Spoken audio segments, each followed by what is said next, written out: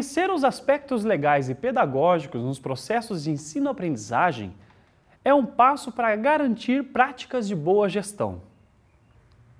Quais são os fundamentos conceituais, as bases legais e os princípios que regulam a educação de jovens e adultos? Como identificar a diversidade e qual a sua importância nessa modalidade de ensino? Qual a sua matriz curricular e como são os exames de EJA e de certificação?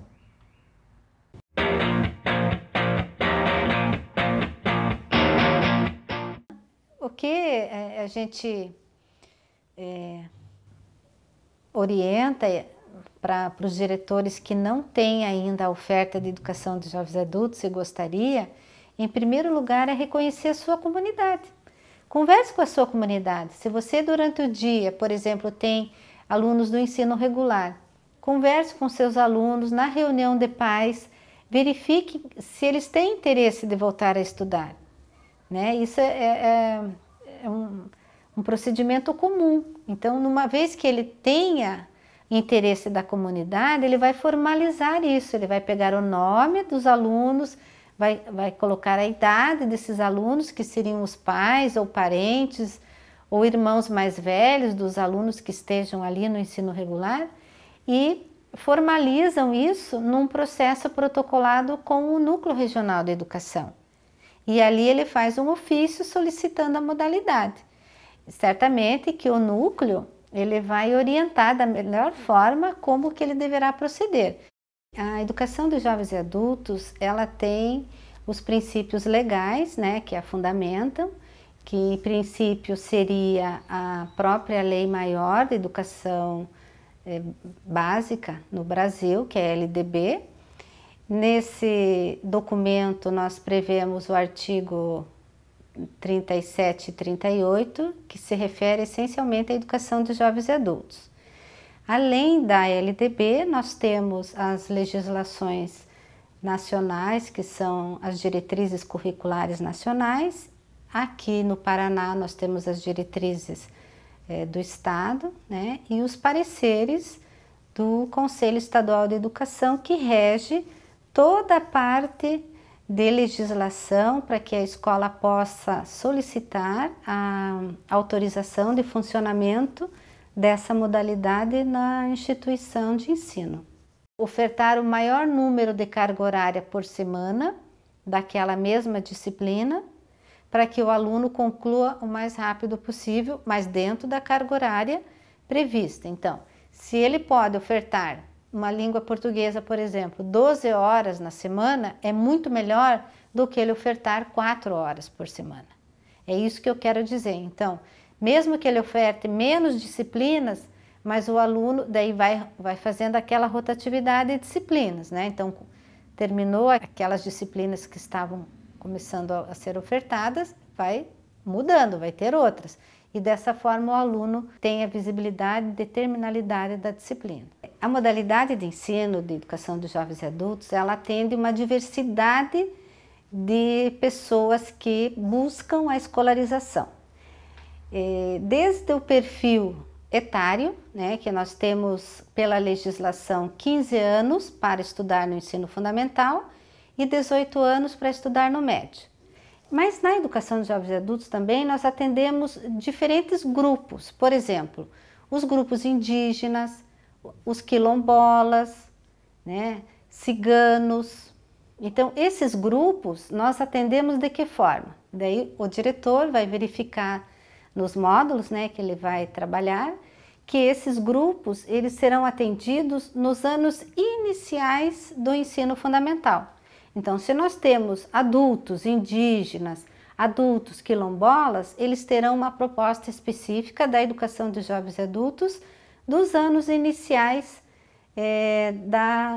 do ensino fundamental. Além desses grupos, nós temos espaços diferenciados de atendimento também, que é o sistema prisional e o sistema socioeducativo. No sistema prisional, nós atendemos educandos que estão privados de liberdade. E nesse espaço, nós temos o atendimento desde a fase 1 à fase 2 do fundamental e o ensino médio. Então, fase 1, lembrando que a fase 1 se refere aos anos iniciais do ensino fundamental. E os anos finais do fundamental, na educação de jovens adultos, a nomenclatura seria a fase 2, além do ensino médio. E na socioeducação, que são os adolescentes privados de liberdade, nós também atendemos com essa modalidade de ensino. E são os alunos que estão com 15 anos até 17, 18 anos mais ou menos o atendimento. Inclusive também nós temos os anos iniciais do ensino fundamental para esses adolescentes. Nos espaços privados de liberdade, os professores são selecionados por meio de edital e entrevista para atuar nesses espaços onde essas pessoas estão privadas de liberdade, tanto no sistema prisional, que trata de adulto. Então, no sistema prisional eu tenho só alunos com 18 anos ou mais, e no espaço da socioeducação eu tenho adolescentes de 15, posso ter até 21 anos, que é a idade máxima que ele pode ainda estar cumprindo medida socioeducativa. Nós temos agora o atendimento também de migrantes, refugiados e apátridas. Na educação de jovens adultos vieram muitas pessoas, principalmente os sírios e os haitianos. Então nós temos no interior do estado e mesmo aqui na capital muita procura de alunos que são haitianos. Assim, às vezes eles vêm de 8, 10 numa escola de educação de jovens adultos querendo estudar. E isso aí para nós é um grande desafio, porque muitos deles só falam a língua mãe, né, ou falam o francês, e fica difícil para o professor trabalhar todos os conhecimentos ali que exige a sua disciplina com essas pessoas. Mas assim, a gente está fazendo todo um encaminhamento para poder preparar professores de língua portuguesa para atender esses alunos, né? Mas assim, é mais um grupo que a educação de jovens e adultos está atendendo, está abraçando. Na educação de jovens e adultos, o tempo é um fator primordial para esse sujeito. Então, os exames de EJA, eles certificam o nível de ensino e tem uma característica específica, que é não precisar da documentação anterior de conclusão. Então, por exemplo, se o candidato quer fazer exames no ensino médio, ele pode fazer daí só provas do ensino médio, ele não precisa comprovar que terminou o fundamental, certo? Agora, se ele fizer uma mescla, estudar na escola algumas disciplinas e fazer os exames, daí sim. Por quê? Porque a legislação da escola prevê a comprovação da escolaridade anterior. Já por exames, pelo caráter de ser exames, não precisa. Os exames de certificação podem ser aqui do estado, estaduais, como pode ser nacional também. Os exames estaduais são os exames de EJA online. Ele acontece no estado do Paraná no mesmo dia, em todo o estado. Tem um cronograma fixo que nós da equipe da secretaria elaboramos e organizamos, e os diretores precisam compreender a importância deste exame, porque ao mesmo tempo que aquele aluno pode ser da escola, ele pode ser também dos exames, ele pode ser candidato aos exames. Então, os exames e as disciplinas concluídas na escola se complementam. Isso faz com que o aluno conclua o nível de ensino de uma maneira mais rápida. Então, o diretor, o que ele precisa reconhecer? Quais são os exames de certificação que acontecem no estado do Paraná? E aí são os exames de EJA online, ofertados de forma pública a esse candidato, que pode ser aluno ou não. O diretor precisa reconhecer que teremos o ENSEJA este ano e que o Enem não certifica mais a partir deste ano. No entanto, quando o aluno vai solicitar a certificação de conclusão, por exemplo, o diretor precisa reconhecer que ele concluiu disciplinas pela escola, pôde ter concluído pelo Enseja e também pôde ter concluído pelo Enem. Então, ele foi aprovado numa área de conhecimento, por exemplo, mas não em todas. Então, ele vai aproveitar as disciplinas daquela área de conhecimento que ele realizou o ano passado, vai juntar com as disciplinas que ele fez na escola e talvez até com os exames de EJA online, juntando as 3 formas, ele poderá concluir o nível de ensino. No caso, o Enem seria o ensino médio.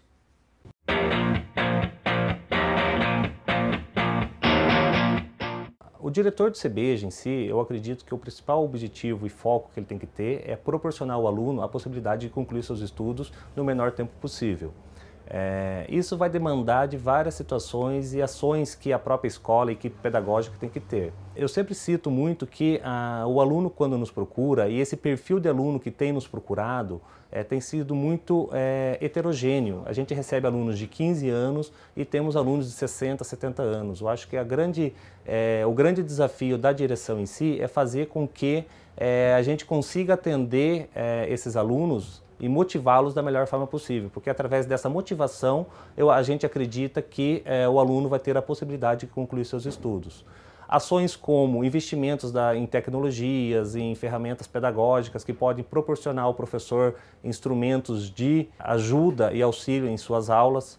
Então, o papel do diretor em si, eu acho que é dar esse suporte, esse subsídio, acima de tudo, para todos os segmentos escolares, seja desde a questão principalmente pedagógica, dentro da sala de aula para os professores, a questão do próprio atendimento na secretaria e o próprio funcionamento básico da escola.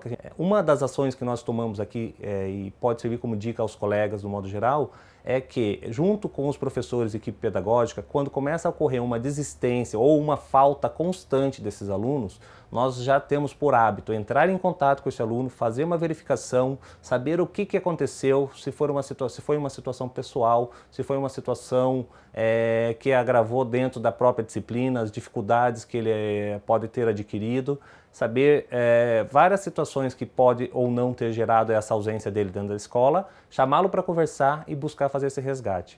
A equipe pedagógica dá toda a estrutura ao professor no acompanhamento da situação dentro da sala de aula. Então, caso exista algum aluno que esteja tendo as ausências ou frequências constantes, parte pela equipe pedagógica, fazer com que o professor anote, repasse para a equipe e a equipe se responsabiliza em entrar em contato com esse aluno, buscando fazer as verificações e as razões que está fazendo com que esse aluno se ausente. Então, uma das razões normais que acontece é relacionada ao trabalho. A pessoa, infelizmente, ainda tem a necessidade de priorizar a questão do trabalho, mas, ao mesmo tempo, a gente procura subsidiar ou dar as possibilidades para ela nas ações dentro da escola, alterando horário ou flexibilizando dentro das melhores possibilidades. No caso do CBEJA, nós temos a organização individual. Então, a equipe pedagógica tem um papel fundamental junto com o professor nessa questão de buscar sempre estar mantendo o aluno em sala de aula. Diretor, você viu a importância de suas ações quando o assunto é educação de jovens e adultos? Até o próximo programa.